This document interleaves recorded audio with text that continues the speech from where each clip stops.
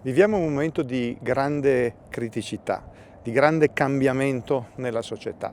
Con le tecnologie che sviluppiamo e che insegniamo al Politecnico di Torino possiamo dare un enorme contributo. Lo possiamo fare forti della nostra tradizione, delle nostre basi culturali. Il Politecnico è nato in questo castello nel 1859, ma lo possiamo anche fare con la nostra capacità di visione, con la nostra strategia. Questi concetti sono parte integrante del nuovo logo del Politecnico di Torino, della nostra nuova identità che presentiamo oggi.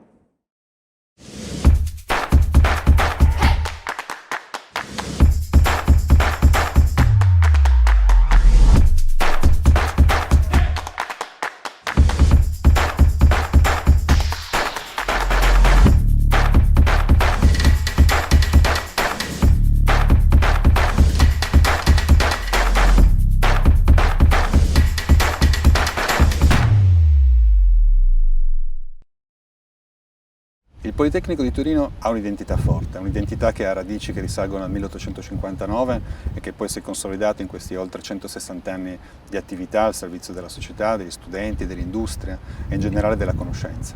Tuttavia le identità non sono fisse per sempre, ma evolvono con il cambiamento del gusto, con il cambiamento dei valori, delle priorità di ogni comunità. È per questo motivo che il Politecnico ha deciso di intervenire per rinfrescare, per aggiornare la sua identità, il modo in cui ci presentiamo anche visivamente a tutto il mondo e toccando tutti i suoi aspetti fondamentali, incluso il logo. Abbiamo fino ad oggi avuto un logo strettamente legato alla nostra storia, come è giusto che sia, un logo con molti elementi, un logo a cui sicuramente eravamo affezionati, ma allo stesso tempo un logo che aveva bisogno forse di un intervento che lo rendesse più in linea col sentire e anche con le priorità di questo XXI secolo ormai inoltrato.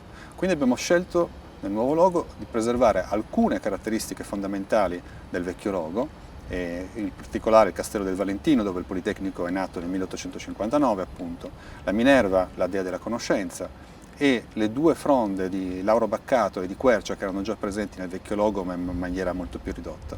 E quindi identificando, come dire, i cardini, gli aspetti fondamentali del vecchio logo e però presentandoli con una grafica e con un'impostazione generale molto più in linea con i nostri tempi, molto più fresca, molto più con uno sguardo rivolto al futuro, se volete, visto che fino adesso abbiamo parlato di tradizione.